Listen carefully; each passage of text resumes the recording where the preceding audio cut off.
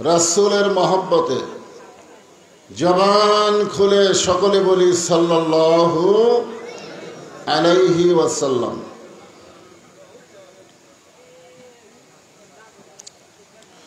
নলডুবি বাজার হামিউস সুন্নাহ নুরানী হাফিজ মাদ্রাসা কমিটি কর্তৃক আয়োজিত আজকের এই তাফসীরুল কোরআন মাহফিল, আজকের এই মাহফিল আল্লাহ তাআলা যিনাকে সম্মানিত সভাপতির আসনে কবুল করেছেন, জনাব মোহাম্মদ হারুন আর রশিদ, আজকের এই মাহফিলের সম্মানিত সভাপতিকে অন্তরের অন্তঃস্থল থেকে আমি শুভেচ্ছা জ্ঞাপন করছি। আজকের এই মাহফিলের সম্মানিত সহসভাপতি জনাব আলহাজ মোহাম্মদ সফির উদ্দিন ফকির,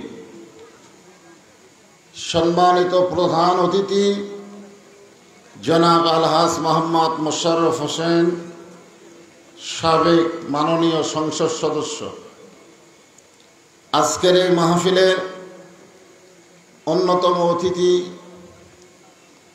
অধ্যক্ষ আলহাজ হযরত মাওলানা তায়েব আলী সাহেব, এছাড়াও যে সমস্ত অতিথিবৃন্দ রয়েছেন সকলকেই অন্তরের অন্তঃস্থল থেকে আমি শুভেচ্ছা জ্ঞাপন করছি।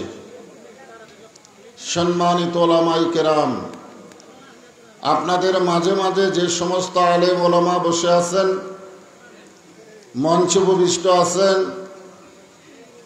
আমার আগে কোরআন হাদিসের আলোকে যিনারা আলোচনা করে আপনাদেরকে শুনাইছেন, সকলকেই অন্তরের অন্তঃস্থল থেকে আমি শুভেচ্ছা জ্ঞাপন করছি।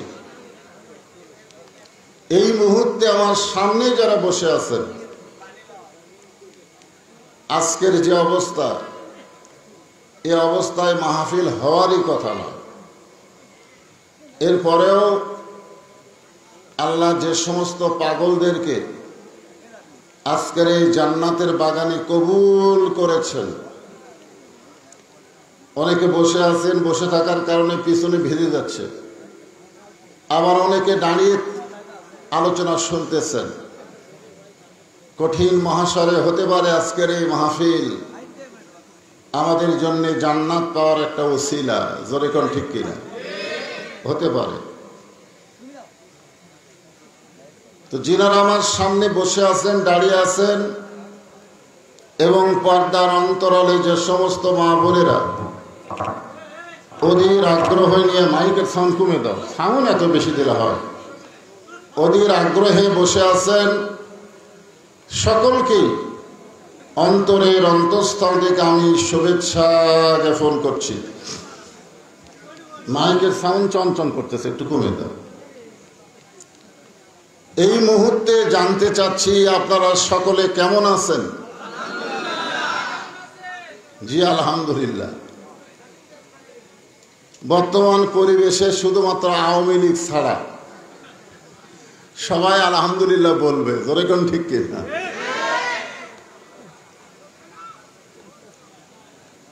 এই পরিবেশে আমরা খুশি না বেজার যে আল্লাহ দয়া করে রহম করে বৃষ্টি দেওয়ার পরেও আমাদেরকে কোরআনের মাহফিল থেকে বঞ্চিত করে নাই।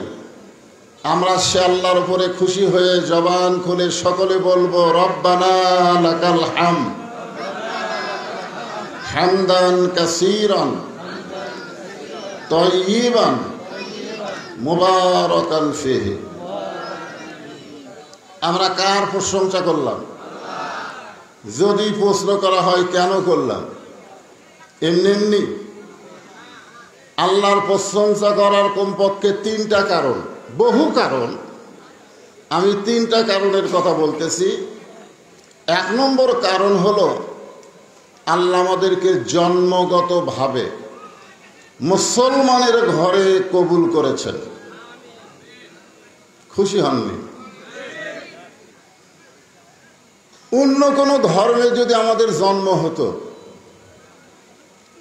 মনে করেন হিন্দু বৌদ্ধ খ্রিস্টানদের ঘরে যদি আমাদের জন্ম হতো, তাহলে আমাদের ভাগ্যটা কেমন হতো? আল্লাহ কোরআনে বলেছেন, অমাইয়াবতাগি গায়রাল ইসলাম দীনান ফালা ইউকবালা মিনহু। ইসলাম ছাড়া অন্য কোনো ধর্ম কেউ যদি অন্বেষণ করে, গ্রহণ করে, আল্লাহ বলেছেন সেইটা কবুল করা হবে না।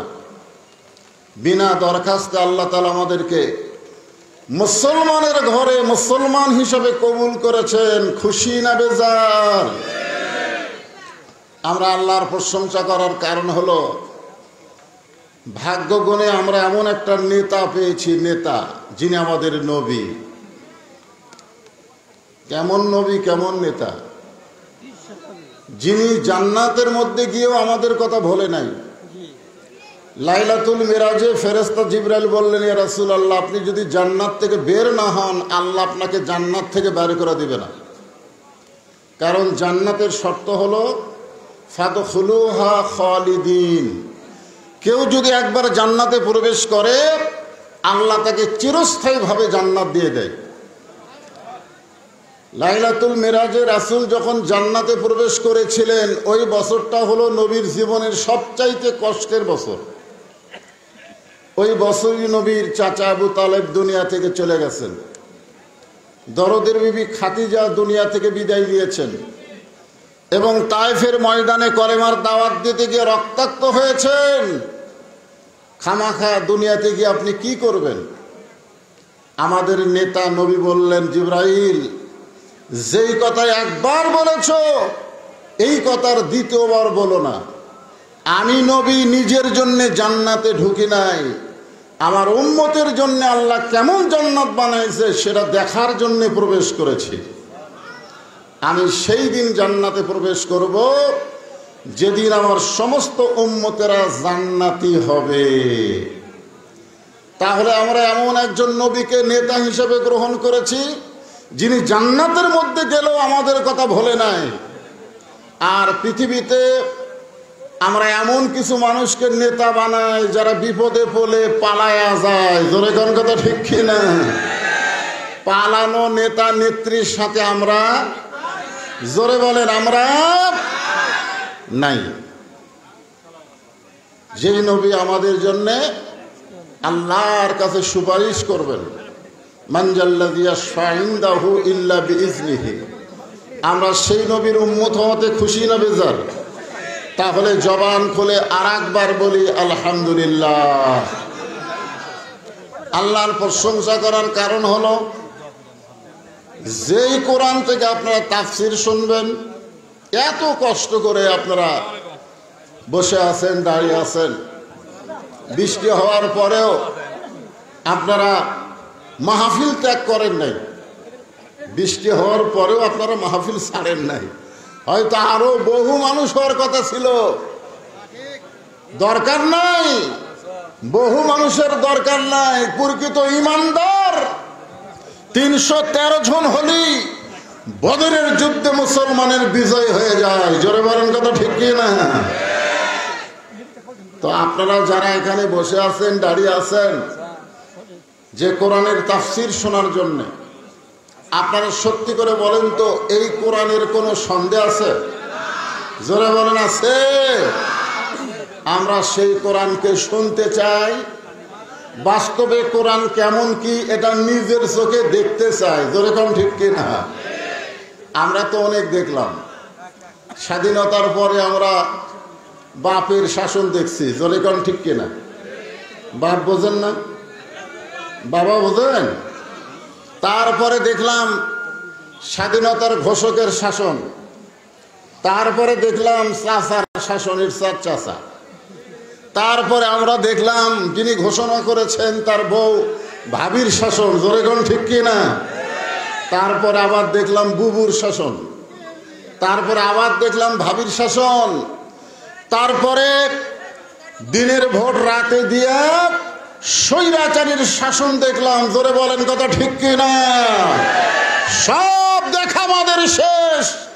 এখন দেখবো আমরা আল্লাহর কোরআনের বাংলাদেশ। জোরে বলেন ঠিক? আল্লাহর কোরআনের বাংলাদেশ দেখতে গেলে এ কোরআন খালি শুনলে হবে না, বাস্তবে আল্লাহর কোরআন কি এটা আমাদের একটু জানা দরকার। জোরে বল ঠিক কিনা? যে নির্ভেজাল কোরআন আল্লাহ আমাদেরকে দান করেছেন। আমি সেই পবিত্র কোরআনের সূরা মুলকের 2 নম্বর আয়াত আপনাদের সামনে তাফসীর করব। আল্লাহর কোরআনের এই তাফসীরটা আমাদেরকে মনোযোগ দিয়ে শুনতে হবে। এদিক সেদিক মন দিলে হবে না, হবে না। হ্যাঁ, খুব খেয়াল করবেন। সামিনা অতাআনা, শুনতে হবে, সেইটা গ্রহণ করার জন্য গ্রহণ করতে হবে। কারণ আল্লাহর কোরআন কি, কোরআনকে যারা গ্রহণ করে তারা কেমন, কোরআন দিয়ে যখন রাষ্ট্র চলবে তখন সেই দেশটা কেমন, সেই নেতাগুলো কেমন চরিত্রের হবে, এগুলো আমাদের জানার দরকার আছে না নাই? যেরকম আছে না নাই?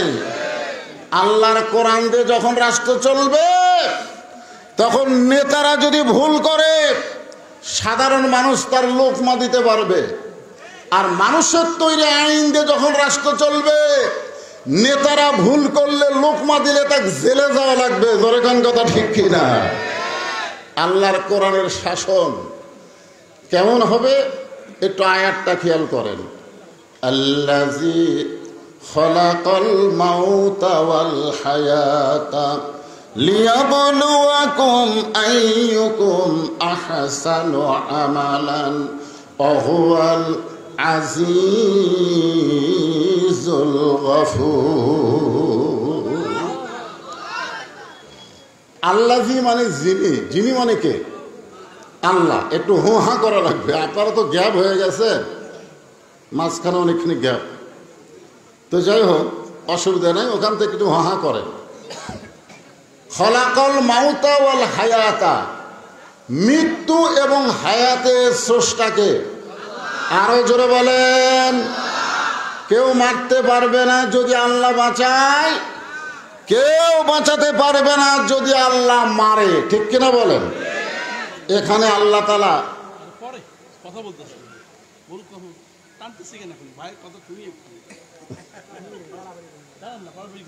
আচ্ছা ঠিক আছে দিব। এখানে আল্লাহ তাআলা আগে মৃত্যুর কথা বলেছেন। আমরা সবাই মরে যাবো, এটা ঠিক?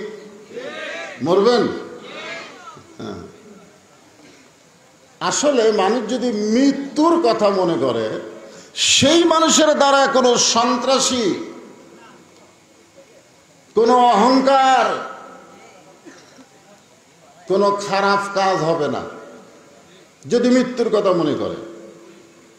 আমরা সারা জীবন মনে করি অমুকের ফাঁসি হবে, অমুকের ফাঁসি হবে, কিন্তু আমার যে মৃত্যু হবে এ কথা আমার খেয়াল থাকে না। ঠিক কিনা বলেন? আপনারা যারা এখানে এসেছেন, এখান থেকে বাড়ি যাওয়ার কোনো গ্যারান্টি আছে? এই জন্য আল্লাহ তাআলা খালাকাল মাউতা, আগে মৃত্যুর কথা বললেন।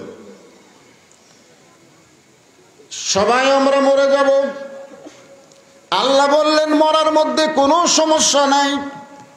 ইয়া আইয়ুহাল্লাযীনা আমানুত্তাকুল্লাহা হাক্কা তুকাতিহি ওয়া লা তামুতুন্না ইল্লা ওয়া আনতুম মুসলিমুন। সমস্যা আছে? আল্লাহ বলেছেন মরে যাও, মরে যাও, কিন্তু মুসলমান হয়ে মরতে হবে। এমনি এমনি মরলে ঠেলা আছে, আছে না নাই? আমরা যারা এত কষ্ট করে আলোচনা শুনতেছি, আমরা কি হয়ে মরতে চাই?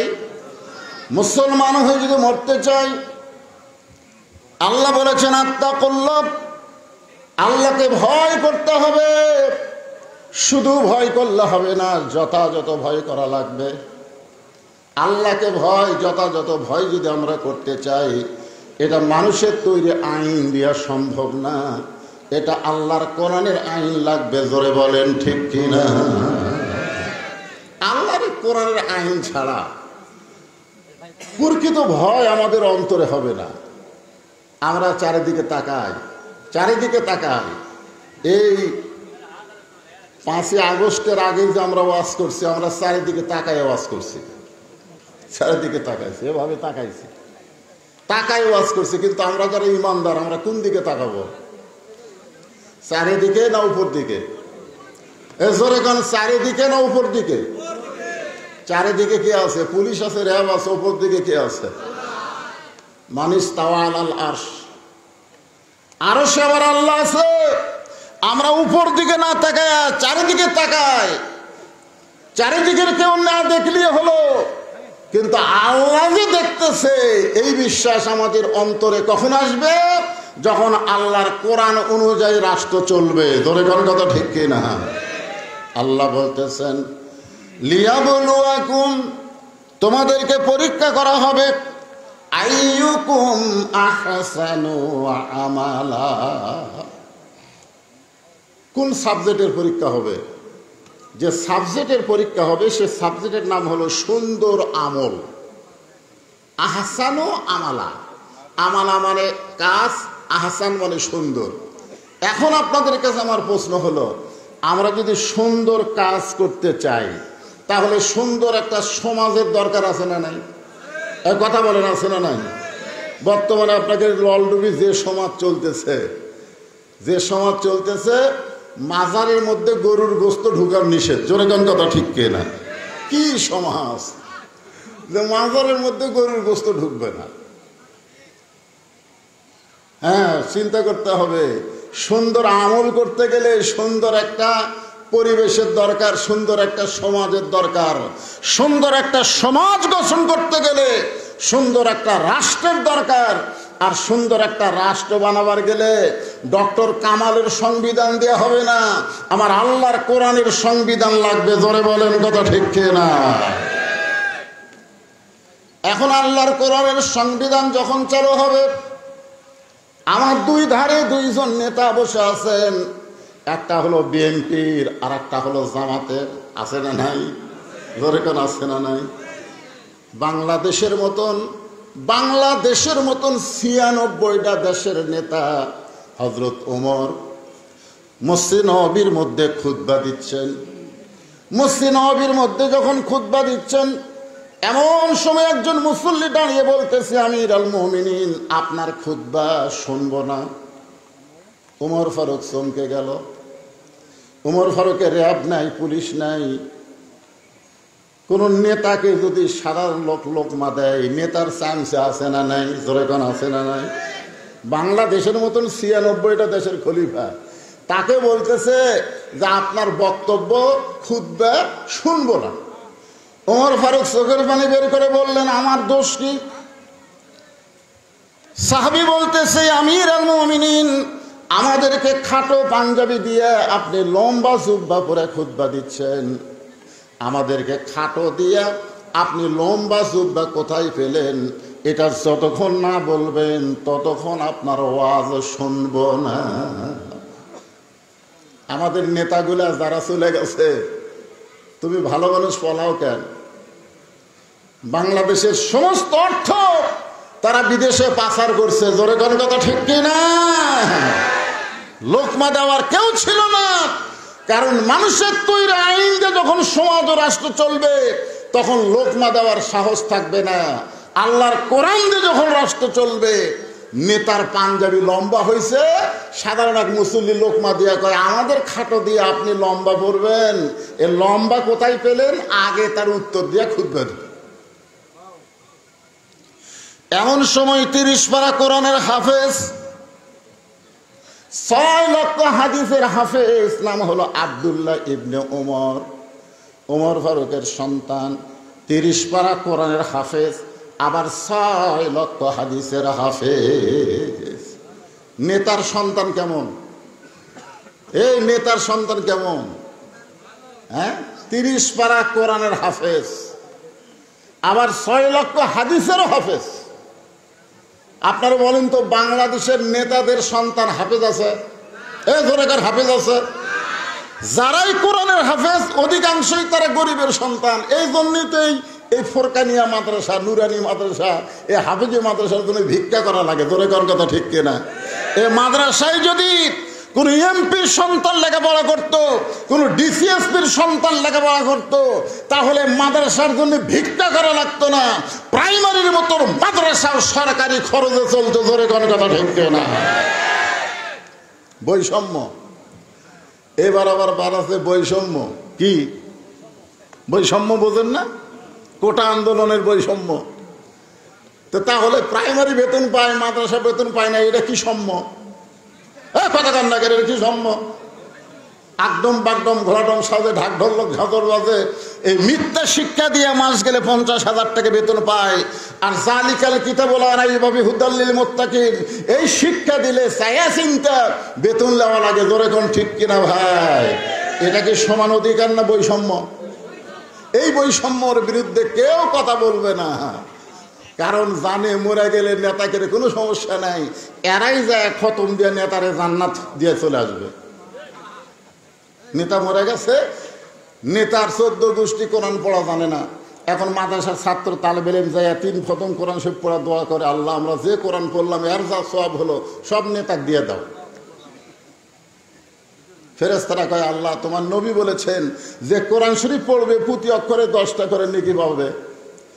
এরা কোরআন খতম দিয়ে নেতার আমলনামায় কোরআন বক্সা দেয়, রেজাল্ট কি?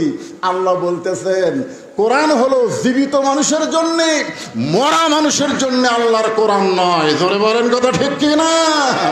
অনুনাজ্জিলু মিনাল কোরআনি মা হুয়া শিফাউ ওয়া রাহমাতুল লিল মুমিনিন। একটু মনোযোগ দিয়ে শুনবেন। আব্দুল্লাহ ইবনে ওমর বাবার পাশে দাঁড়ালেন, চিৎকার করে বললেন, নবীর সাহাবীরা তোমরা খাটো পাঞ্জাবি হলেও তো নতুন পোশাক পরে তোমরা নামাজ পড়তে এসেছ। তোমাদের পাঞ্জাবি খাটো, আমার বাবার পাঞ্জাবি লম্বা, কিন্তু তোমরা তো নতুন কাপড় পরে নামাজ পড়তে এসেছ। আমার পরনে দেখো নতুন কোনো কাপড় নাই। ওসমান গনি বললেন, আমিরুল মুমিনিন, এই আব্দুল্লাহ ইবনে ওমর আজকে সবাই নতুন পোশাক পরেছে, তুমি কেন নতুন কাপড় পরো নাই? আব্দুল্লাহ বলতেছে, আমি যদি নতুন কাপড় পরতাম তাহলে আমার বাবার জুব্বা লম্বা হতো না।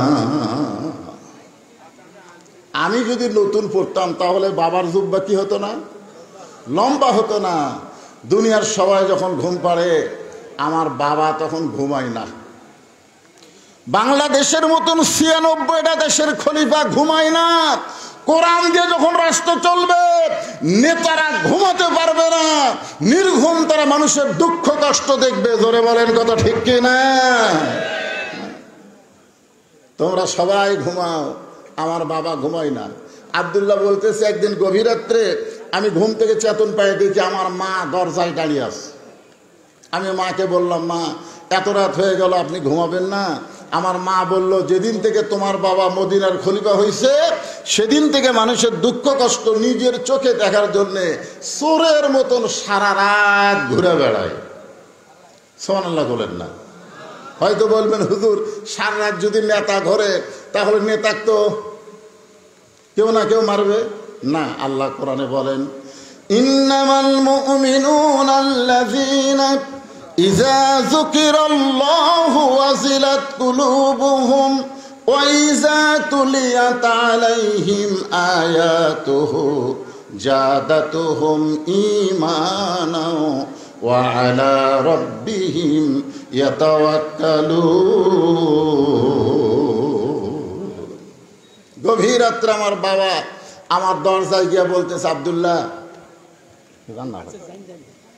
আব্দুল্লাহ। আমি দরজা খুলে দেখি বাবার হাতে একটা পাঞ্জাবি।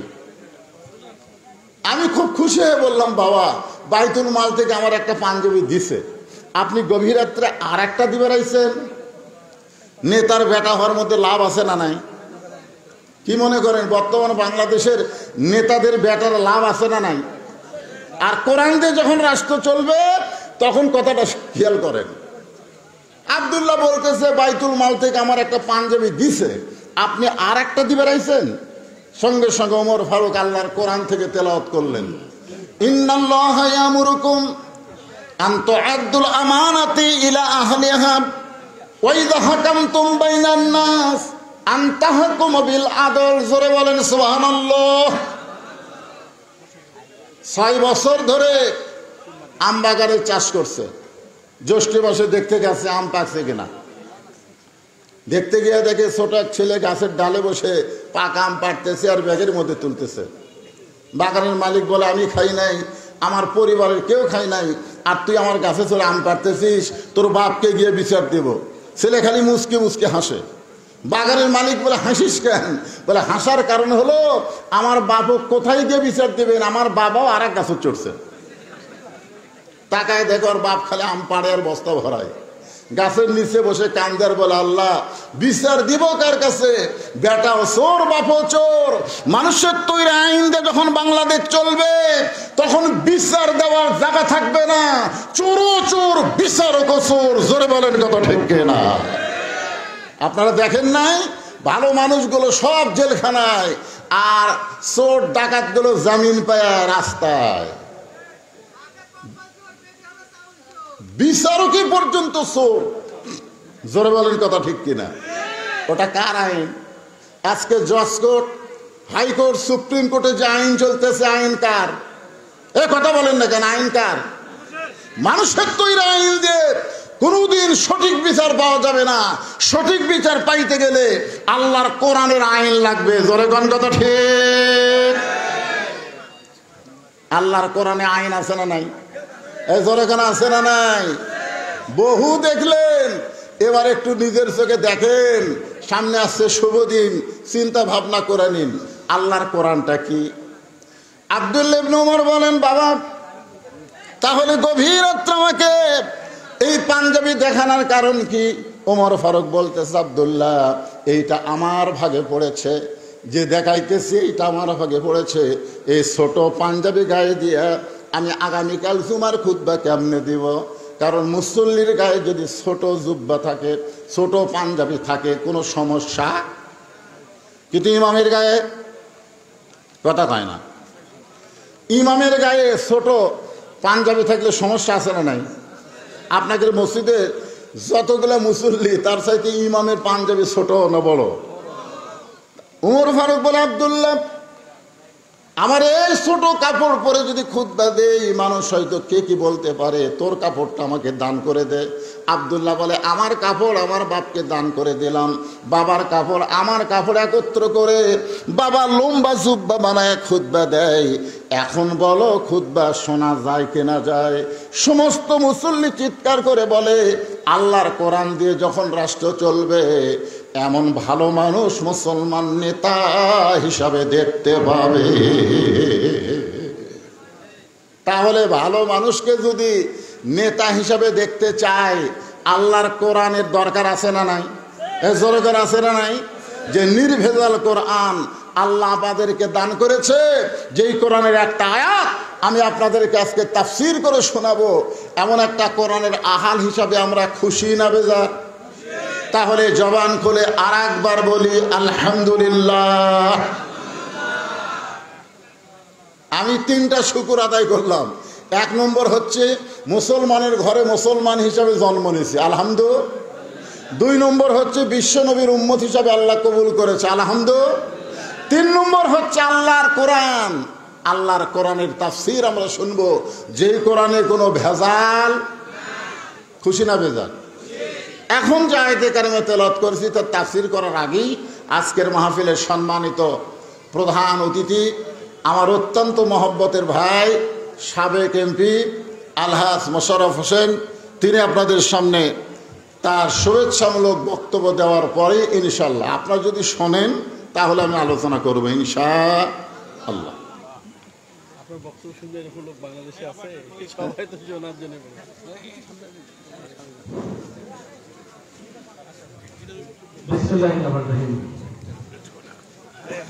আজকে আমাদের নববী যে গ্রামে পবিত্র ইসলামী জলসার অনুষ্ঠান আয়োজিত হয়েছে, আজকে সবার সম্মানিত সভাপতি উপস্থিত ছিলেন কিছুক্ষণ আগে আমাদের বড় ভাই কাহার উপজেলা আমির জামাতে আমির মৌলানা তাইব আলী ভাই, উপস্থিত আছেন আমাদের সুনিষ্ঠ বক্তা এবং অত্র বাংলাদেশ তথা উত্তরাঞ্চল নয় শুধু সারা বাংলাদেশের একজন সুনিষ্ঠ বক্তা এবং আন্তর্জাতিক মানে যার বক্তব্য শোনার জন্য বছরের বছর লাইন ধরে থাকে মানুষ। আমার অত্যন্ত প্রিয় এবং আমার অত্যন্ত প্রাণের একজন মানুষ, যিনি ইতিমধ্যেই অনেকের মধ্যে ইসলামের জ্যোতি শুনে দিচ্ছেন।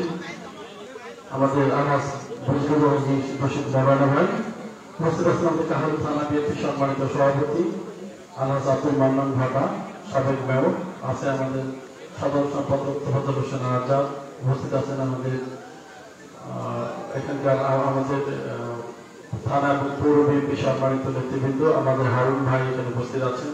আমার সাথে উপস্থিত মুসল্লি একরাম, অত্র এলাকার সম্মানিত বয়োজ্যেষ্ঠ মুরব্বী এবং আমাদের সামনে ইলেকট্রনিক্স এবং প্রিন্ট মিডিয়ার সম্মানিত নেতৃবৃন্দ, অত্র এলাকার আলেম ওলামাগণ, পর্দার আড়ালে আমাদের মা এবং বোনেরা, সবাইকে সালাম, আসসালামু আলাইকুম।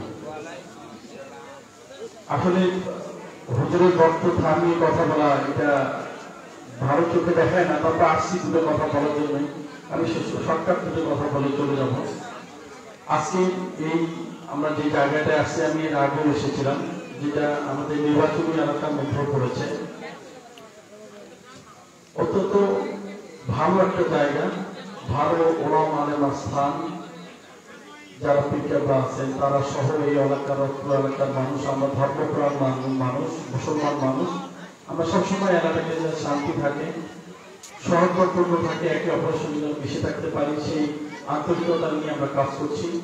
আমাদের আন্তর্জাতিক খ্যাত সম্পূর্ণ মৌলানা বজরুল ভাই ইতিমধ্যেই বলছেন, আসলে আমাদের মধ্যে ভ্রাতৃত্বের বন্ধন থাকা দরকার।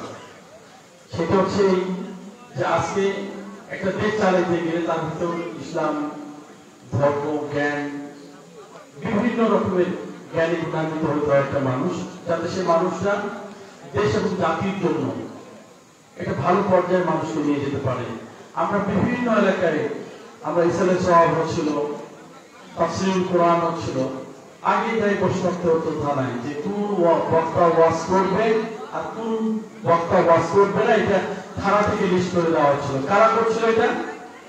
এই যে স্বৈরাচার ফ্যাসিস্ট সরকার, যে ফ্যাসিস্ট সরকার মনে করেছিল যে বাংলাদেশটা তার এবং সারা জীবনের জন্য সে একটা ঠিকাদারি দিয়েছিল, কন্ট্রাক্টারি দিয়েছিল যে বাংলাদেশটা তার, তার বাহিরে আর কেউ নাই। কোন কথা বললে জামাত আর বিএনপি দোসররা বাংলাদেশটাকে ধ্বংস করলো। প্রিয় ভাইরা, আল্লাহর মানি দুনিয়ার ভাই দেখছেন, এই আমরাই আছি, উনি কিন্তু দেশে নাই, দেশ ছেড়ে কিন্তু পালিয়ে গেছে। আল্লাহ কিন্তু বিচার করেছে, আমাদের ওলাম এবং ওলামা যারা আছে, এলেম যারা দেয়, তাদেরকে সহ আমাদের এই বিশ্বলীয় ঐক্যজোটের সকল শ্রেণী পেশার মানুষকে তার পক্ষে গেলে সঙ্গী আর বাহিরে গেলে জঙ্গি। এই বক্তব্য দিয়ে আমাদেরকে কিন্তু মানে কোন ভাষা করেছে, আমাদের হাজার হাজার মানুষকে গুম করেছে, খুন করেছে। এই দেখেন, আপনারা আমাকে খেয়াল করে দেখেন, আমাদের কিন্তু ঢাকায় প্রতিদিন ছাপড়া চত্বরে হাজার হাজার এলএমকে মেরে গুম করে দিয়েছে, তাদের খোঁজ খবর পাওয়া যায় নাই, তাদের হদিশও পাওয়া যায় নাই। আপনি দেখেন আমাদের পিলখানা হাজার হাজার তার বিপক্ষে পক্ষে বিপক্ষে কথা বলেছে, তাদের সবাইকে মেরে খুন করে দিয়েছে। এই গত 5 আগস্ট যখন বাংলাদেশ নতুন করে একটা স্বাধীনতা পেল, এই নতুন স্বাধীন বাংলাদেশ করার পূর্বেও তিনি যেভাবে অত্যাচার, নির্যাতন, গুম, হত্যা, খুন যেভাবে চালিয়েছে, বাংলাদেশের মানুষকে খুন করে দেশটাকে গন্ধযুক্ত করে ফেলেছিল। ও যারা যেদিন উনি পালিয়ে যায় দেখেছেন যে আপনার গণভোগে অনেক মানুষ গিয়েছে, তার বাসায় খাবার পাশাপাশি সংসদে দেখেছে যে মানুষের লাশ পড়ে আছে, ঢাকনা দিয়েছে, দুর্গন্ধ চারু এলাকা ছড়িয়ে গিয়েছে। এর বিচার ইনশাআল্লাহ বাংলার মাটিতে হবে, বাংলাদেশের মানুষ করবে, এটা আমরা প্রত্যাশা করি ইনশাআল্লাহ। কারণ এই বাংলাদেশের মানুষের কাছে সবচাইতে যারা বড় প্রত্যাশা ছিল, আমি আমার ভোট আমি দিব, যাকে খুশি তাকে দিব, এটা আমার স্বাধীন অধিকার, আমার কথা বলার অধিকার। 1969, 1952, 1969, 1971, 1990 এবং এই যে আবার দেখলাম 2024, কোন নির্যাতনকারী বাংলার মাটিতে থেকে নাই। ইনশাআল্লাহ সে যে দলে হোক, জনগণের উপর অত্যাচার এবং নিপীড়ন চাইলে কোন মানুষ এদেশের বাংলাদেশের মাটিতে থাকতে পারবে না। সেটা আমাদের গত 5 তারিখে বৈষম্য বিরোধী ছাত্র আন্দোলনের সঙ্গে সংযুক্ত হয়ে সকল দল মতের মানুষ এই সরকারকে বাংলাদেশ থেকে বিতাড়িত করেছে। আজকে তার বাবাকে, আমি তো মনে করি এই মহিলা ওনার বাবাকে বাংলাদেশে পাঠিয়েছে, কোন মানুষের দরকার হয়নি, উনি ওনার বাবাকে বাংলাদেশের 7 জমিনের নিচের মাটির নিচে দিয়ে বাংলাদেশ থেকে পালিয়ে গিয়েছে। উনি বললেই বলতো যে শেখের বেটি কিন্তু দেশ থেকে পালায় না। পালাইছে, লোকে পালাইছে একটা দেশের রাষ্ট্রের পুরো সংবিধানের সমস্ত রাষ্ট্রের সংসদের সমস্ত এমপি মন্ত্রী পালিয়েছে। আপনাদেরকে বিচারপতি মালিক করার কথা শুনে ভুল করতেছে, সেও পালাইছে। একটা বাইতুল মোকাররম মসজিদের খতিব পর্যন্ত পালাই গেছে। তারা কোন জায়গাতে নিয়ে গেছিল, রাজনীতিটা একদম নোংরা করে ফেলছিল। আমরা চাই না আর এরকম কদাযুক্ত নোংরা একটা রাজনীতি হোক। সকল ধর্ম বর্ণের মানুষ আমরা মিশে থাকতে চাই। যারা ভালো করবে তাদেরকে সমর্থন করবে, সে যে দলের হোক, আর যে খারাপ করবে সে যে দলের হোক, তাকে আমরা ধাক্কা দিয়ে বের করবো, তাকে আমরা দেশে জায়গা হবে না। তাই আপনাদের কাছে আমার বিনীত থাকবে, বিগত সময়ে 2018 সালে 30শে ডিসেম্বর যে নির্বাচন হয়েছিল, সেই নির্বাচনে সারা বাংলাদেশে 6টি আসন জিতেছিল বিএনপি। তার ভিতরে কাহালু নন্দীগ্রামের আসন আপনারা আমাকে ভোট দিয়ে জয়যুক্ত করেছেন। নন্দীগ্রামে ভোট চুরি করে আমাকে হারিয়ে দেওয়া হয়েছিল 5000 ভোটে, কিন্তু কাহালুবাসী 50,000 বেশি ভোট দিয়ে আমাকে এমপি নির্বাচিত করেছিল। আমি সারা জীবন তাদের পায়ের নিচে মাথা নত করে আছি। আমি তাদের প্রতি ভালোবাসা কি করতে চাই। আপনাদের পারপাস কিন্তু আমি সাফ করতে পারি না। আমি যখন এমপি হয়েছিলাম, দলীয় সিদ্ধান্তে 4 মাস পরে শপথ নিয়েছিলাম। আমি যখন শপথ নিলাম 2-3 মাস পরে করোনা আসলো, 2.5 বছর করোনা চললো। বাজারে গঞ্জে যে কোনো জায়গায় 5টা-10টা মানুষ বসে পুলিশ সরাই দিতে ভাই, সরাই বসে যাবে না, করতে হবে ভাই। আমি 2.5 বছর তখন আপনাদের সঙ্গে মিশতে পারি নাই।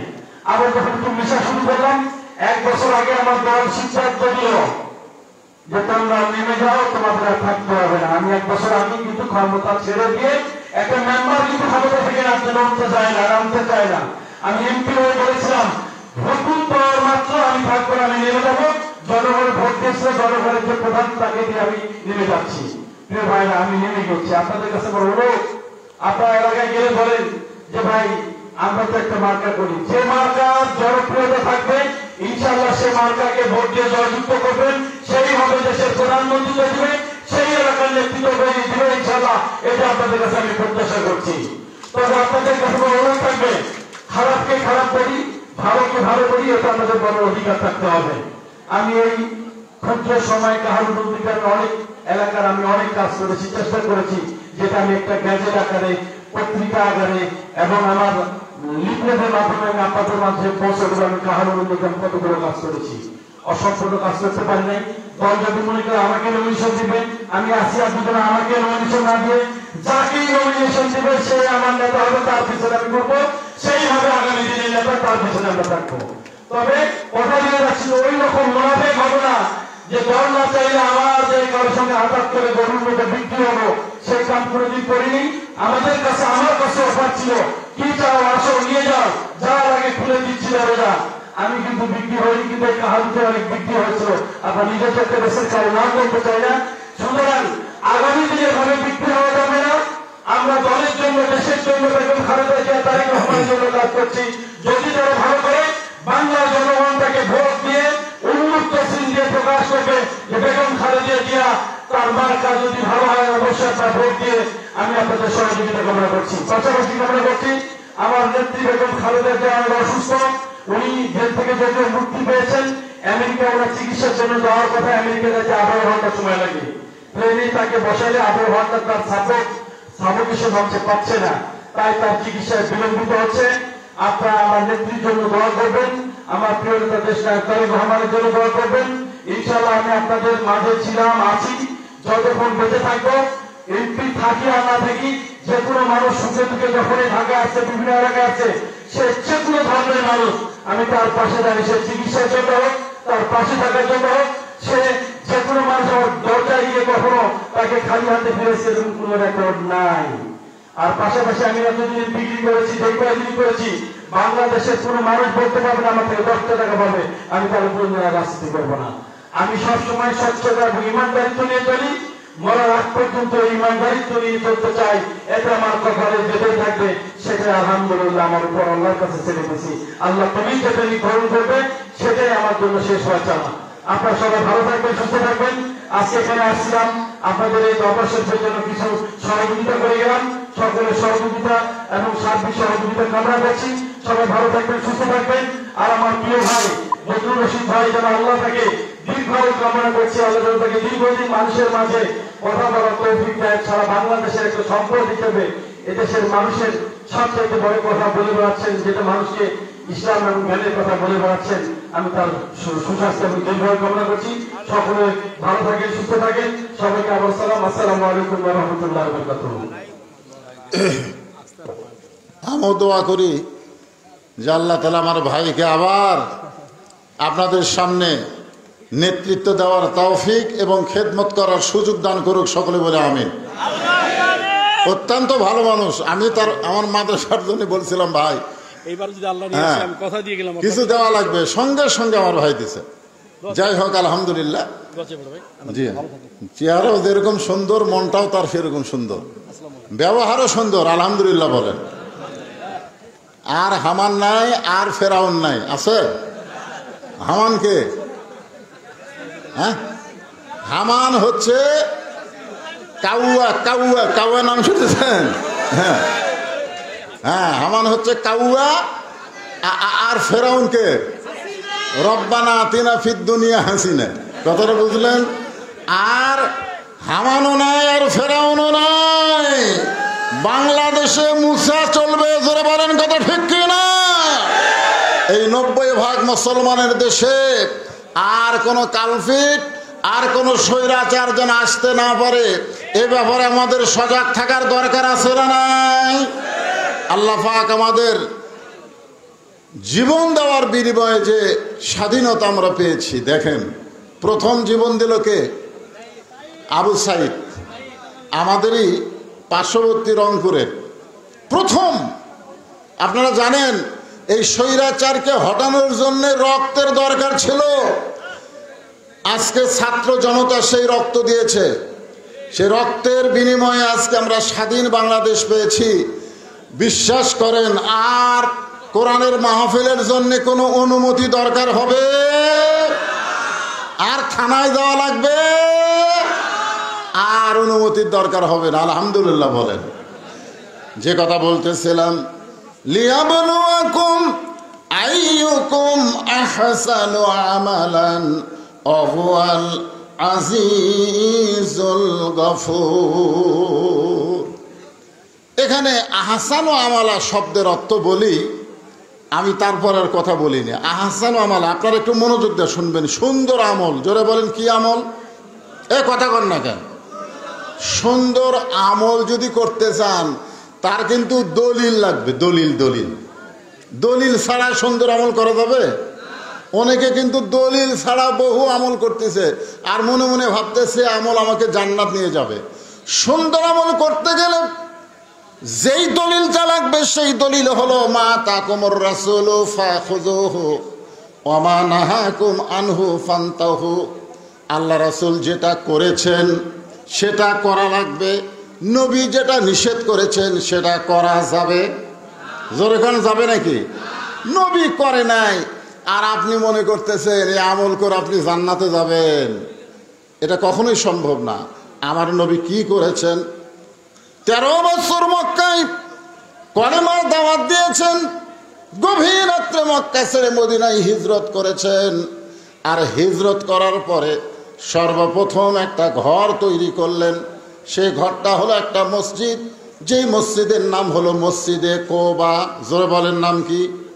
মসজিদে কোবা। যারা হজ করেছেন তারা জানেন, মদিনার প্রথম মসজিদে কোবায় কেউ যদি 2 রাকাত নফল নামাজ পড়ে, আল্লাহ খুশি হয়ে তার আমল নামায় একটা ওমরা হজের সওয়াব দিয়ে দেয়।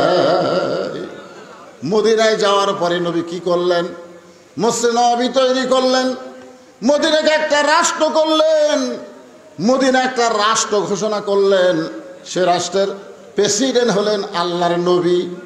সে রাষ্ট্রের প্রেসিডেন্টের নাম কি? আল্লাহর নবী। তার মানে কি বুঝতেছেন? আমাদের নবী সারা জীবন শুধু পিটন খায় নাই, পিটন দেওয়ার কথা ইসলামে আছে না নাই? কথা বলা লাগবে। মক্কার 13 বছর নবী মার খেয়েছেন, নবীর অনুসারীরা মার খেয়েছেন, কিন্তু হিজরত করে যখন মদিনায় গেলেন, মদিনায় যাওয়ার পরে নবী কি মার খাচ্ছেন? এ কথাকার নবী কি মার খাচ্ছেন? বরং মার দিছেন। তবে ইসলামের একটা নিয়ম হলো, কাউকে ইচ্ছা করে মারা যাবে না। কেউ যদি মারতে আসে তাহলে আপনি তার মারটা আটকাবেন। এভাবে আটকাবেন, ঢাল দিয়ে আটকাবেন। আটকানোর পরে যদি আবার মারবার চায় তখন আর ছাড়াছাড়ি নাই। খুব খেয়াল করেন, আল্লাহ তাআলা কোরআনের আয়াত নাজিল করলেন, ইয়া আইয়ুহান নাবিয়্যু হারজিল মুমিনিনা আলাল কিতাল। ওগো নবী, মক্কা থেকে মদিনায় হিজরত করে, আমি কিন্তু আলোচনা করতেছি আইয়ুকুম আহসানু আমালা, সুন্দর আমলের কথা বলতেছি, যে আপনি মক্কা থেকে মদিনায় হিজরত করে নামাজ পড়বেন, রোজা করবেন, চলবে না।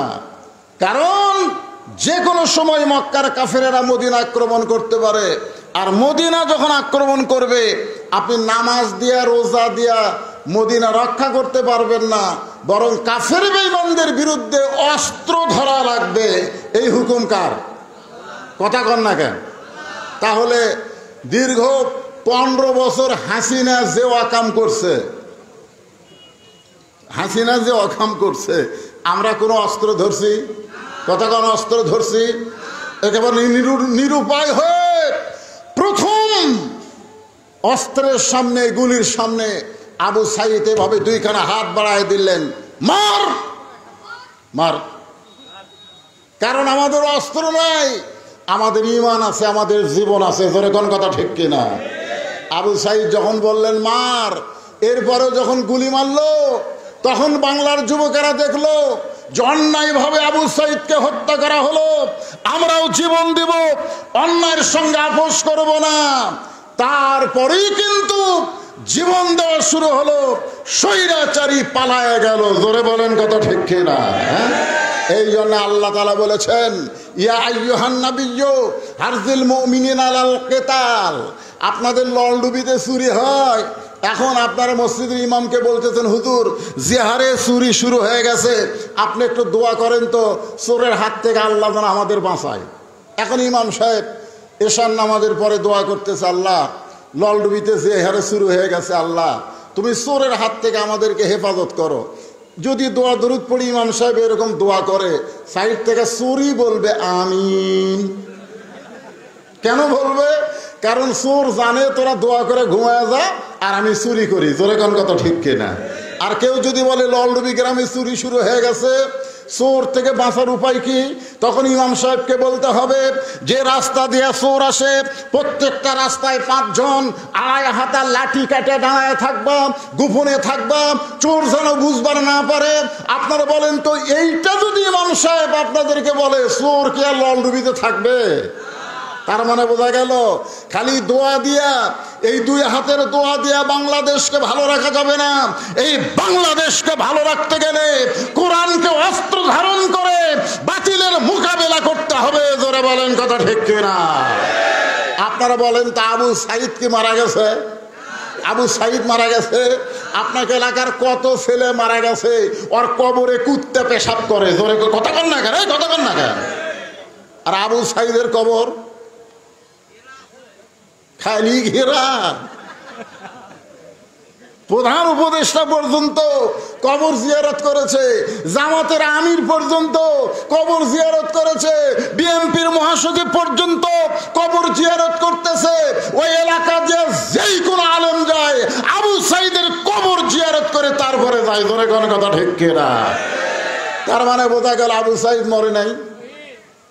আল্লাহ কোরআনে বলেন, ওয়ালা তাকুলু লিমান ইউকতালু ফি সাবিলিল্লাহি আমওয়াতুন বাল আহইয়াউ ওয়ালাকিন লা তাশউরুন। আল্লাহর রাস্তায় যারা জীবন দেয়, আল্লাহর জন্য যারা জীবন দেয়, বাতিলকে উৎখাত করার জন্য যারা জীবন দেয়, আবু সাইদ কিসের জন্য জীবন দিছে? বাতিলকে উৎখাত করার জন্য যারা জীবন দেয়, আল্লাহ বলেছেন তোমরা বিশ্বাস করো তারা মরে নাই। আল্লাহ বলেছেন তাদেরকে মৃত্যু বলো না, আমি আল্লাহ বলতেছি বালাহিয়া, তারা কিয়ামত পর্যন্ত জীবিত। জোরে কোন সুবহানাল্লাহ। আপনারা বলেন তো, 200 বছরের মানুষ আবু সাইদকে ভুলতে পারবে? হ্যাঁ, ভুলতে পারবে। তার মানে কি বুঝলেন? লিয়াবলুয়াকুম আইয়ুকুম আহসানু আমালা, তোমাদেরকে সুন্দর আমলের পরীক্ষা করা হবে। এই সুন্দর আমল নামাজ পড়া না, এই সুন্দর আমল রোজা করা না, এই সুন্দর আমল মা বোনদের বুড়ি বয়সে বোরকা পরা না। এই সুন্দর আমল মরে গেলে মায়েদেরকে 5 কাপড়ে কবর দেওয়া না। এই সুন্দর আমলটা একটু মনোযোগ দিয়ে শোনেন। যে আমলের পরীক্ষা আল্লাহ করবেন আমাদেরকে, এটা একটু শোনার দরকার আছে না নাই?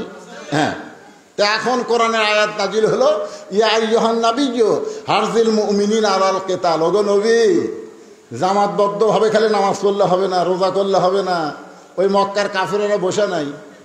আপনি হিজরত করে মদিনায় আসার পর থেকেই ওরা চিন্তায় পড়ে গেছে, কেন আমরা তাকে হত্যা করার জন্য বাড়ি ঘেরাও করলাম, সে আমাদের চোখ ফাঁকি দিয়ে কোথায় গেল রে?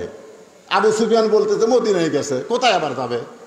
আবু জেহেল বলতেছে মদিনায় যে করে কি রে? আপনারা বলেন তো, নবী হিজরত করে মদিনায় এসেছে, এখানে আবু জেহেলের কি দরকার?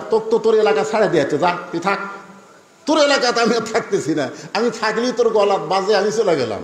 তো নবী মদিনাত আসার পরেও আবার আবু জেহেলের গলাত কাটা, ব্যাপার কি?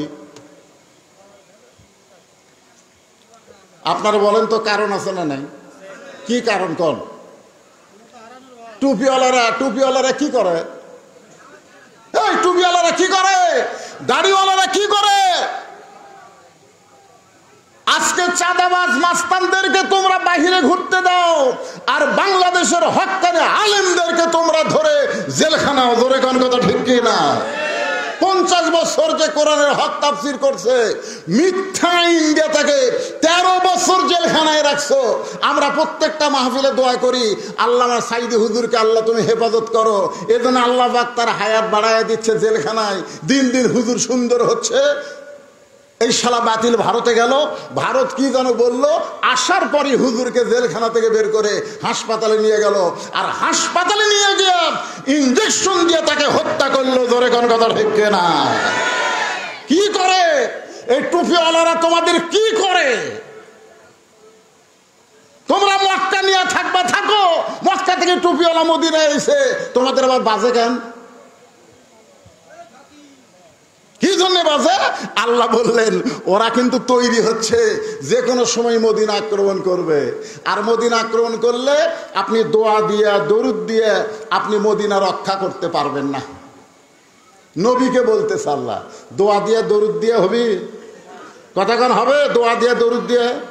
আমরা বহু দোয়া করছি, বহু দোয়া করছি আল্লামা সাইদের জন্যে, বহু দোয়া করেছি বাংলাদেশের মানুষের জন্যে।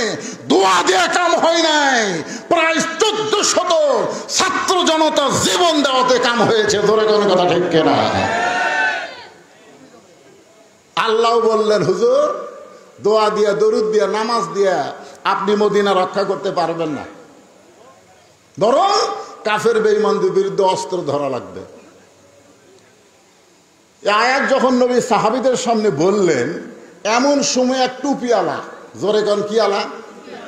আমার দিকে খেয়াল করেন, টুপিওয়ালা, দাড়িওয়ালা, জুব্বাওয়ালা এক সাহাবী নবীর কাছে এসে বলতেছি, ইয়া রাসূলুল্লাহ, এইটা না গন্ডগোলের আয়াত। আপনারা বলেন আয়াত নাযিল করছে কে? আর এই শালা কি কয়?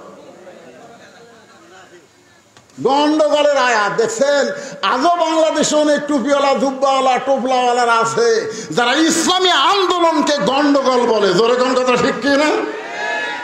আমাকে একজন বলে, হুজুর মসজিদে ঘুম পাড়া কি? আরে পাগলা, মসজিদে ঘুম পাড়া?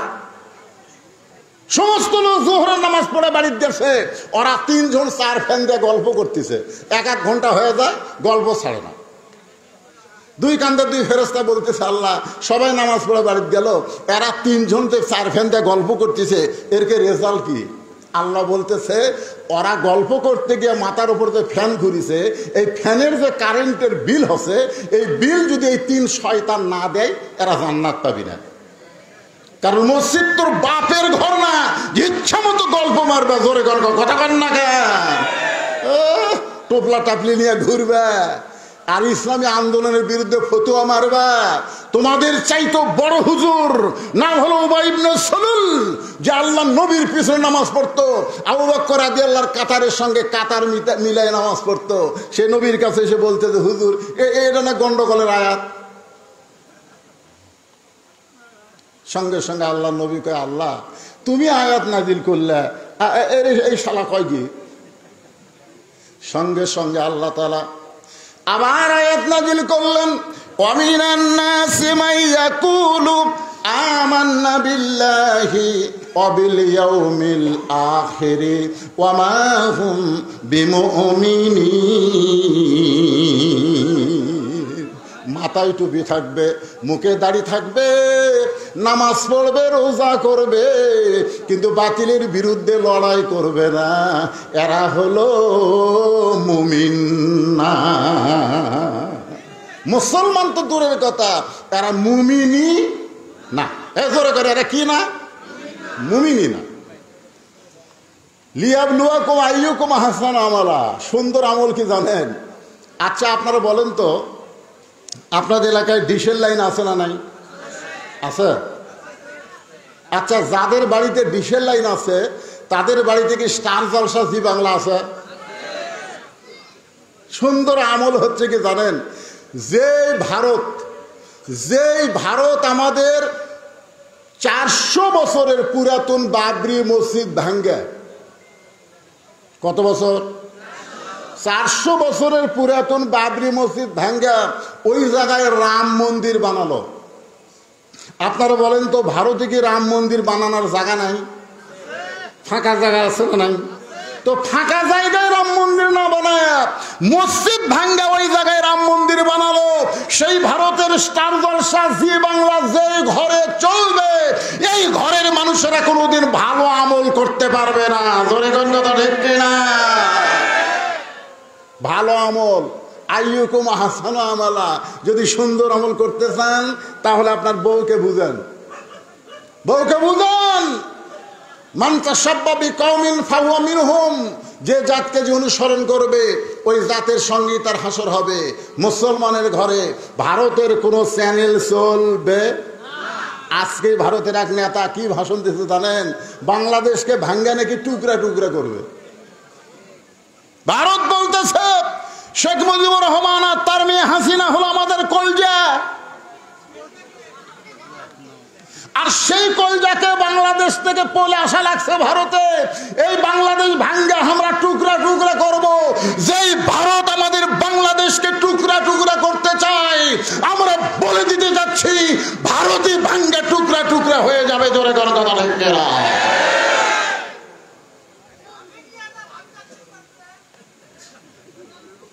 আপনারা সবাই খেয়াল করবেন, ভারতের কোনো চ্যানেল আর দেখব না।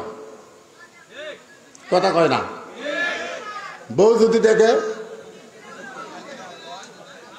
আমার মায়েরা বোনেরা পর্দার অন্তরালে যারা বসে আছেন, মা আপনাদেরকে ফাতেমার মতন চরিত্র গ্রহণ করা লাগবে।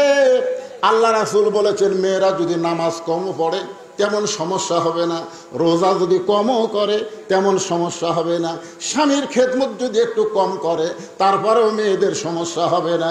কিন্তু মেয়েরা যদি পর্দা না মানে ওই মেয়েদেরকে জাহান্নামের আগুনে জ্বলতে হবে।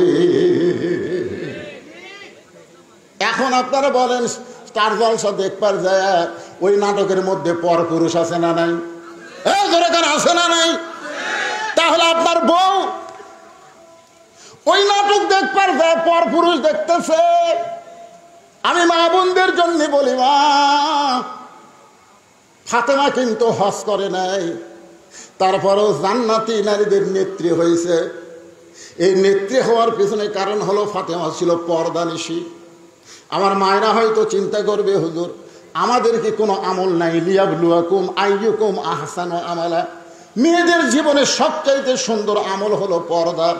মেয়েরা যদি পর্দার ভিতরে থাকে, আল্লাহ তাআলা তার হাতে বরকত দিয়া দিবে, ওই আমলটা আল্লাহর দরবারে কবুল হয়ে যাবে। জোরে বলেন সুবহানাল্লাহ। এখন মুনাফিক বার হয়ে চলে গেছে। আল্লাহ রাসূল বললেন, এই আমার সাহাবীরা, যে কোনো সময় মক্কার কাফেরেরা মদিনা আক্রমণ করতে পারে, আমাদেরকে মক্কার বিরুদ্ধে লড়াই করা লাগবে।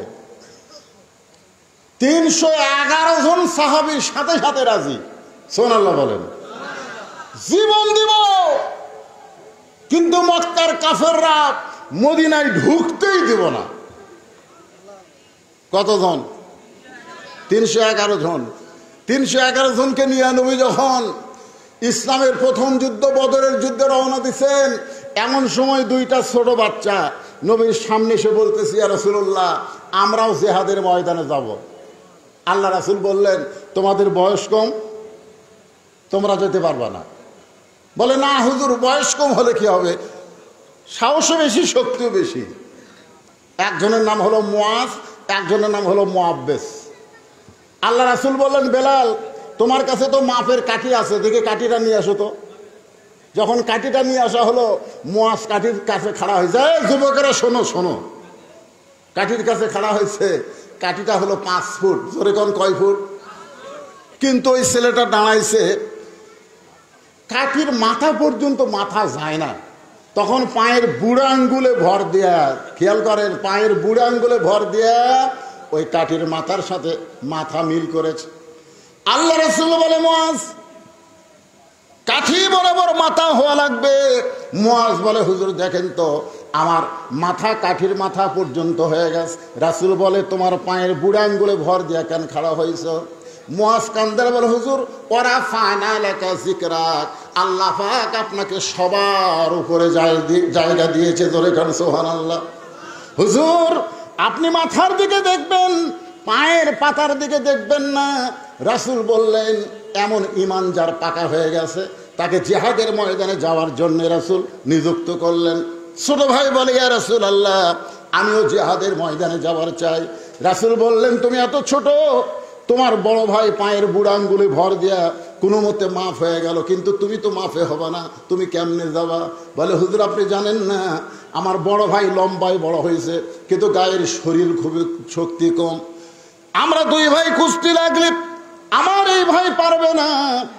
মুআজ চোখের পানি নিয়ে বলে, মুআব্বেস রে, তুই তো কুস্তিতে কোনোদিন আমার সঙ্গে পারবি না। বলে, লাইটে দেখো, দুই ভাই যখন লাগছে, এবার ছোট ভাই বড় ভাই নিচে পড়ে গেছে। বড় ভাই কানে কানে বলতেছে, ভাই যান, আমরা দুই ভাই যদি না যাই, দক্ষিণ দিক থেকে রাসূলকে কেউ যদি তীর মারে, তুমি দক্ষিণ সাইডে দাঁড়াবা। আবার উত্তর দিক থেকে কেউ যে তরবারি মারে, তার উত্তর দিকে কে দাঁড়াবে বলো? বরং আমি থাকবো ডানে, তুমি থাকবা বাঁয়ে, তুমি থাকবা সামনে, আমি থাকবা পিছনে।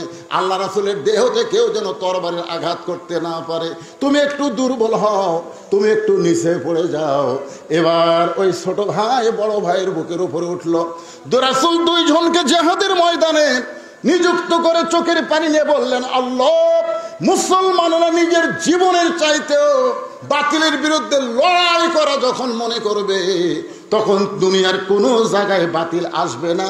এইটাই হলো মুসলমানের জীবনের সবচাইতে সুন্দর আমল। জোরে বলেন সুবহানাল্লাহ। আপনারা কি মনে করতেছেন? ভারত কিন্তু যে কোনো মুহূর্তে বাংলাদেশের সাথে যুদ্ধ লাগতে পারে। জোরে কোন ঠিক কিনা? একজন আমাকে বলছিল, হুজুর আপনি যে হারে ভারত বিদ্বেষ ওয়াজ করেন, ভারত যদি বাংলাদেশের সঙ্গে লাগে, পলাবেন কোন দিক দিয়ে? কারণ 3 দিকে ভারত। ভারত কয় দিকে? 3 দিকে ভারত, একদিকে হচ্ছে বঙ্গোপসাগর। পলাবেন কোন দিক দিয়ে? আপনারা বলেন তো, মুসা আলাইহিস সালামকে যখন ফেরাউন ঘেরাও করছিল, কোরআন শরীফ পড়ে দেখেন, 3 দিকে ফেরাউন। কয় দিকে ফেরাউন? একদিকে হলো সাগর। ফেরাউন বলতে থেকে, রে মুসা, এতক্ষণ তো ভালোই দৌড়ালি, 3 দিকে আমরা সৈন্য সামন্ত নিয়ে দাঁড়ায় আছি, একদিকে সাগর, তুই কেমনে যাবি? মুসা বলে, আল্লাহ, ফেরাউন বলতেছে সাগর কেমনে যাবি? আল্লাহ বলতেছে, নাসরুম মিনাল্লাহ ওয়া ফাতহুন করিব ওয়াবাশশিরিল মুমিনিন। ও মুসা, ফেরাউন দেখে সাগর, তুমি লক্ষ্য করে দেখো, আমি আল্লাহ তোমার জন্য সাগরকে রাস্তা বানায়া দিলাম। তাহলে ভারত যদি আমাদের আক্রমণ করে, বঙ্গোপসাগর আল্লাহ আমাকে রাস্তা বানাবার পারে কি পারে না? এ জোরে কারণ পারে কি পারে না? রাস্তা মনে করে যখন ফেরাউনের দল বললে নামছিল, তখন ফেরাউনের অবস্থা কি? আজকে ভারতকেও সতর্ক করতেছি, আমরা মুসার দল, তোরা হলি ফেরাউনের দল। জোরে কোন কথা ঠিক কিনা? যতই চেষ্টা কর মুসলমানের সঙ্গে লাগিস না। রাসূল বলেছেন গাজওয়াল হিন্দ, একটা যুদ্ধ হবে হিন্দুস্তানের সঙ্গে, ওই যুদ্ধে যে মুসলমানেরা দুনিয়া থেকে বিদায় নেবে, বদরের শহীদের মতন আল্লাহ তার মর্যাদা দান করবে। ধরে কোন কথা ঠিক কিনা? মরাই যখন লাগবে আল্লাযী খালাকাল মাউতা ওয়াল হায়াতা, মৃত্যুই যখন আমাদের হবে, সাধারণ মৃত্যু আমরা চাই না, শাহাদতের মৃত্যু চাই। জোরে কোন কথা ঠিক কিনা ভাইজান? যতই চেষ্টা করেন আপনি বাঁচতে পারবেন না, যতই চেষ্টা করেন। পারবেন? করেন, চেষ্টা করে দেখেন তো বাঁচতে পারেন কিনা। মরা যখন লাগবেই, মূর্তি যখন হবে, এই মৃত্যু সাধারণ মৃত্যু যেন না হয়, আমাদের মৃত্যু যেন শাহাদতের মৃত্যু হয়। জোরে কোন আমিন। পৃথিবীর বয়স বেশি হয়ে গেছে, আজকে ফিলিস্তিনের একজন মা তার সন্তানকে মুজাহিদ হিসেবে জন্ম দেয়। জোরে কোন কথা ঠিক কিনা? সন্তান জন্ম দেওয়ার সাথে সাথেই ঘোষণা করে আল্লাহ রাস্তায় তোকে মুজাহিদ হিসাবে আল্লাহ কবুল করুক। জোরে কোন আমিন। আর আমাদের মায়েরা সন্তান জন্ম দিয়ে কয় ডাক্তার বানাবো, ব্যারিস্টার বানাবো। কিছু যদি বানাবার না চান, এই নুরানি মাদ্রাসায় দেন, আপনার সন্তান আল্লাহর কোরআন পড়ুক, আল্লাহর কোরআন জানুক। কারণ পড়ার প্রথম শব্দই হচ্ছে একরা। জোরে কোন কথা ঠিক কিনা? একরা মানে কি? পড়ো। একরা মানে কি? আল্লাহ রাসূলকে যখন ফেরেশতা জিবরাইল বলছিলেন পড়ো, নবী কি বলছিলেন? পড়বো না। ফেরেশতা জিবরাইল বললেন পড়েন, আল্লাহ রাসূল বললেন পড়বো না। ফেরেশতা জিবরাইল বললেন হুজুর আপনি কেন পড়বেন না? আল্লাহ রাসূল বলে জিবরাইল তুমি পড়তে বলি আমি পড়বো না, আগে জানতে হবে পড়ার ধরন কি। একদম বাগডম ঘোলাডম সাজে ঢাক ঢোলক ঝাঁঝর বাজে, বাজতে বাজতে চললো ঢুলি, ঢুলি গেল কমলা ফুলি টিয়াটা, সূর্য মামার বিয়াটা। আপনারা সত্যি করে বলেন তো, এর মধ্যে একটা কথা সত্যি আছে? তাহলে আপনার বেগুনা মাসুম বাচ্চাকে, যে এখনো তার কান্দে ফেরেশতা আসে নাই, 6 বছরের মাসুম বাচ্চাকে আপনি মিথ্যা শিক্ষা দিচ্ছেন। প্রাইমারিতে দেওয়া মানে আপনার সন্তানকে আপনি শয়তান বানাচ্ছেন। জোরে কোন কথা ঠিক কিনা? আমি নিজের চোখে দেখছি, ক্লাস 2 এর ছাত্র পেশাব দিয়ে 40 লিখছে। আমি নিজের চোখে দেখছি। হ্যাঁ, যন্ত্র বার করে পেশাব দিয়ে 40 লিখছে। কি লিখছে? আগে দেখছে 4, পরে দিতে 0। আমি বলে কে রে, মারছে দৌড়। আমি দৌড়ে গিয়ে ধরে বললাম কে রে, কোন ক্লাসে পড়িস? কয় ক্লাস 2 পড়ি। এটা কি কাম করলো? কারণ পেশাব কম দেখে 40 লিখছি। চাষা বেশি থাকলে 100 লেখমো। আমি বললাম কে রে পাগলা, কেমনে পেশাব করা লাগে তোর স্যার তোকে শিখাইনি? বসে থেকে সুন্দর করে পেশাব করা লাগে, তোর স্যার তোকে শিখাইনি? ও তখন আমাকে বলে চাষা দেখি কন প্রাইমারির পেশাবখানা যায় দেখি আমার স্যারই খারাপ হয়ে পেশাব করে। তাহলে আপনারা এই লন্ডুবির এলাকার ছেলেদেরকে মেয়েদেরকে একদম বাগদম শিক্ষা দিবেন, না এই নুরানি মাদ্রাসায় আল্লাহর কোরআন শিক্ষা দিবেন? রাসূল বলেছেন জিবরাইল পড়তে বললে আমি পড়বো না, আগে জানতে হবে পড়ার ধরন কি। ফেরেশতা জিবরাইল বললেন বিইসমি রাব্বিকাল্লাযী খলাক। নবী বললেন এই পড়াতে আমার কোনো আপত্তি নাই, এই পড়াতে আমার কোনো আপত্তি নাই, যে পড়ার ভিতরে আমার আল্লাহ পাওয়া যায়। এটা কি মাদ্রাসা ভাই? এটা কি মাদ্রাসা? কে রে মাদ্রাসার কেউ নাই?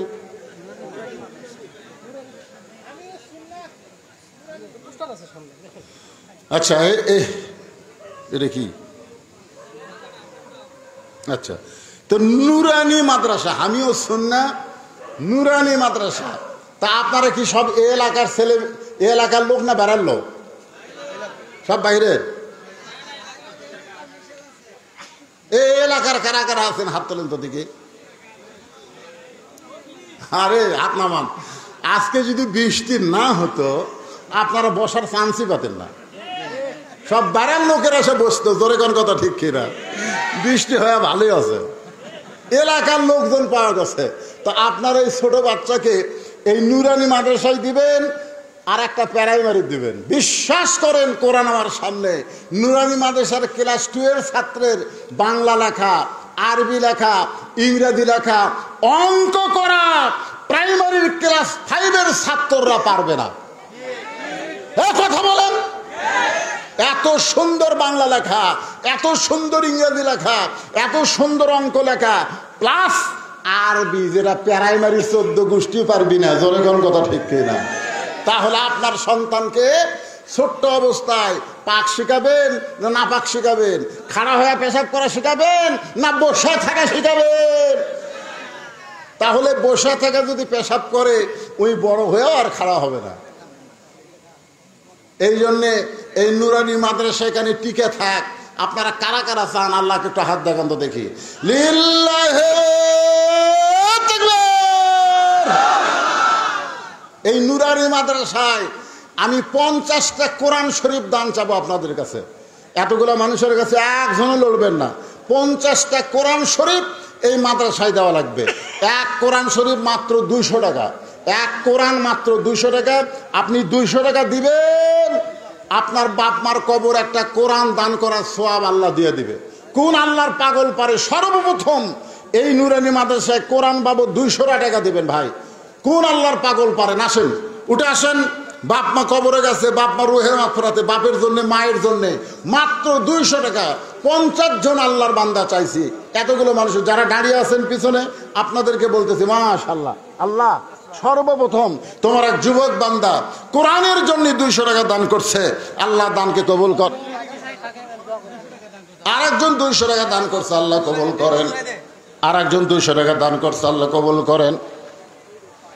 আর আপনাদের কাছে ব্যাগ যাবে, ব্যাগ 10 টাকা 20 টাকা যে যা পারবেন এই নুরানি মাদ্রাসায় দান করবেন। ভাই, হাজার হাজার মানুষ হওয়ার কথা ছিল, অল্প মানুষ, তারপরও গল্প যা হয়েছে আলহামদুলিল্লাহ। দেন, আল্লাহর 50টা চাইছি, আল্লাহর একজন 200, আর একজন 200, আর একজন 200 দেন। 200 টাকা যার আছে একটা কোরআন শরীফ, একটা কোরআন শরীফ এই নুরানি মাদ্রাসায় দান করবেন। বাবা মা কবরে গেছে, সভাপতি কে? সভাপতি এখানে আছে? জনাব মোহাম্মদ হারুনা রশিদ। কে সেটা? বলেন, আপনি কয় হাজার দিবেন বলেন এই নুরানি মাদ্রাসার জন্য? লিল্লাহি তাকবীর। একাই 5টা। কি নাম বাবা? তুজাম্মেল হোসেন। একাই 5টা কোরআন শরীফ ধরে বলেন মারহাবা। আজকের মাহফিলের সম্মানিত সভাপতি সাহেব 25,000 টাকা ধরে বলেন মারহাবা। মাশাআল্লাহ, 25,000 টাকা দান করলো। বারে 30 করলে ভালো হলো না? হয় 30 পারা কোরআন তো 30ই দেন। আচ্ছা ঠিক আছে, ওনার আপত্তি নাই। 30 পারা কোরআন 30,000 টাকা, আলহামদুলিল্লাহ। এর কত আছে বাবা? মাশাআল্লাহ।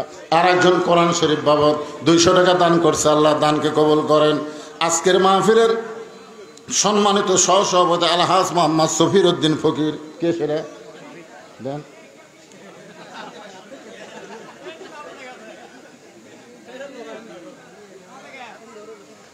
নগদে 1000 টাকা দান করছে। 1000 দিলে হবে?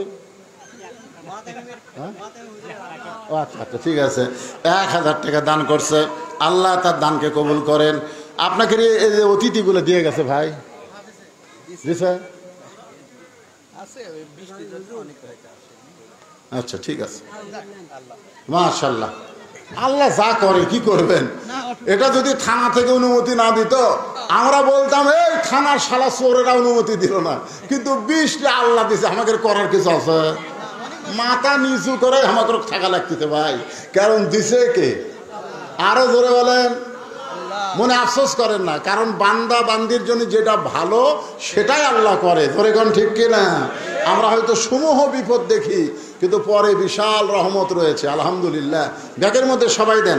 50টা কোরআন শরীফ চাইছে এতগুলো মানুষের মধ্যে 50 জন পাগল নাই যে একটা করে কোরআন বাবদ 200 টাকা করে টাকা দেবেন। নবীর এতিম মাদ্রাসা, নুরানি মাদ্রাসা একটা কোরআন শরীফ দিবেন। পকেটে টাকা নাই আপনাদের। যারা এখানে ব্যবসা বাণিজ্য করেন সবাই আল্লাহর রাস্তায় দান করেন, সবাই দান করেন, দেন 200 টাকা দেন দেন। আমার মা বোনদের বসার মনে হয় কোনো ব্যবস্থা করেননি। আছে তো ওখানে কেউ গেছে? মা বোনেরা কোরআন শরীফ বাবদ 200 করে টাকা দিবেন। মা দোয়া করে দিব বাপ মা যদি কবরে যায়। আর আপনাকে জন্য সবচাইতে বড় দোয়া স্টার জলসা দেখবেন না, মা ফাতেমার মতন পর্দার ভিতরে থাকবেন। আল্লাহ কোরআনে বলেছেন অকরনা ফি বুয়ুতিকুন্না ওয়ালা তাবাররাজনা তাবাররুজাল জাহিলিয়াতিল উলা। মেয়েরা তোমরা পর্দার মধ্যে থাকো, তোমরা পর্দার বাহির হয় না, পর্দার ভিতরে যদি থাকো মা তাহলে ফাতেমার সঙ্গে আল্লাহ তোমাদেরকে জান্নাত দিয়া দিবে। আল্লাহ তাআলা আজকের এই মাহফিলকে কবুল করুক, জোরে কান আমিন। ভাঙ্গা ভাঙ্গা মাহফিলে কথা আসে না, তারপরেও যা পর্যন্ত বললাম আল্লাহ তাআলা বক্তা শ্রোতা সবাইকে কবুল করেন। যারা এখনো দান করেন নাই দান করতে পারেন, অসুবিধা নেই। এই সব উঠে যাচ্ছে না কেন? দোয়া হবে তো, আজকের দোয়া আল্লাহ কবুল করবে, আজকের দোয়া আল্লাহ কবুল করবে। এরকম ভিজা অবস্থায় কোরআনের মাহফিলে বসে আছিলেন, কি মনে করেন আপনাকে পাছা ভিজে গেছে? ওই পাছাওয়ালা মানুষের জন্য, ভিজাওয়ালা মানুষের জন্য আল্লাহ জাহান্নামের আগুন হারাম করে দিবে। জোরে বলেন আল্লাহুম্মা আমিন। আস্তাগফিরুল্লাহ আস্তাগফিরুল্লাহ আল্লাযী লা ইলাহা ইল্লা হুয়াল হাইয়ুল কাইয়্যুম ওয়া আতুবু ইলাইহি। আল্লাহুম্মা আমিন। আল্লাহুম্মা আনতাস সালাম ওয়া মিনকাস সালাম তাবারাকতা ইয়া যাল জালালি ওয়াল ইকরাম। আয় আল্লাহ, মাগরিবের নামাজের পরে যখন আসলাম আল্লাহ এত বৃষ্টি, রাস্তার মধ্যে মাহফিল হবে না। এশার নামাজ যখন পড়লাম এত বৃষ্টি, মাহফিল হবে না। তারপরেও তোমার পাগলেরা অনেকে বাড়িতে গেছে, অনেকে যায় নাই। আল্লাহ যে কয়জন এখানে ছিল তাদেরকে নিয়ে আল্লাহ কিছু আলোচনা করে রহমতের দরজায় দোকানা হাত তুলেছি। আজকের প্রথম দোয়া হলো এই মাদ্রাসাকে কিয়ামত পর্যন্ত কবুল করে নাও। আল্লাহ, মাদ্রাসার ঘর দুয়ার এখনো ঠিক মতো হয়নি, আল্লাহ ঘর দুয়ার করার তৌফিক দাও। অত্র এলাকার সমস্ত মানুষকে তাদের সন্তান মেয়ে ছেলেদেরকে এই মাদ্রাসার ভর্তি করার তৌফিক দিয়ে দাও। আল্লাহ, অত্র এলাকার জন্য রহমত বরকতের দরজা খুলে দাও। আল্লাহ, আমরা যারা হাত তুলেছি আমাদের মধ্যে জনম দুঃখনী মা যাদের বাবা কবরে চলে গেছে, মা বাবার কবরকে জান্নাতের টুকরা কবুল করে নাও। আল্লাহ, আমাদের দাদা দাদি নানা নানা আত্মীয় স্বজন কবরে গেছে, কবরবাসীদের মাফ করে দাও। আজকের মাহফিলের সম্মানিত সভাপতিকে আল্লাহ তুমি কবুল করো। আজকের মাহফিলের সহসভাপতিকে আল্লাহ তুমি কবুল করো। আল্লাহ, মাদ্রাসার মুহতামিম, মাদ্রাসার ওস্তাদ, মাদ্রাসার তালবে ইলম আল্লাহ সকলকেই কবুল করো। কোরআন বাবদ 200 করে টাকা যারা দিছে আল্লাহ কবুল করো। মাদ্রাসার সাবেক সভাপতি অ্যাক্সিডেন্ট করে দুনিয়া থেকে বিদায় হয়ে গেছে, আল্লাহ তুমি তাকে শাহাদাতের মর্যাদা দান করে দাও। আল্লাহ, আমার দেশের স্বৈরাচারকে হটানোর জন্যে হাজার হাজার ছাত্র জনতা শহীদ হয়ে গেছে, আল্লাহ তাদের সকলকে শাহাদাতের মর্যাদা দান করো। আল্লাহ, আমাদের সকলের প্রতি রহমত করো। এই ললডুবি এলাকার প্রতি রহমত বরকতের দরজা খুলে দাও। আল্লাহ, সুবহানা রাব্বিকা। মায়ের জন্য দোয়া চায়, কোরআন শরীফ বাবদ 200 টাকা দান করছে। আল্লাহ, মায়ের কবরকে জান্নাতের টুকরা বানায় দাও। সুবহানা রাব্বিকা রাব্বিল ইজ্জাতি আম্মা ইয়াসিফুন ওয়া সালামুন আলাল মুরসালিন আলহামদুলিল্লাহি রাব্বিল আলামিন। ওয়াজাল আখিরাতি কালিমাতুন ইনদাল মাউতি লা ইলাহা ইল্লাল্লাহু মুহাম্মাদুর রাসূলুল্লাহ সাল্লাল্লাহু আলাইহি ওয়াসাল্লাম। আসসালামু আলাইকুম ওয়া রাহমাতুল্লাহি ওয়া বারাকাতুহু।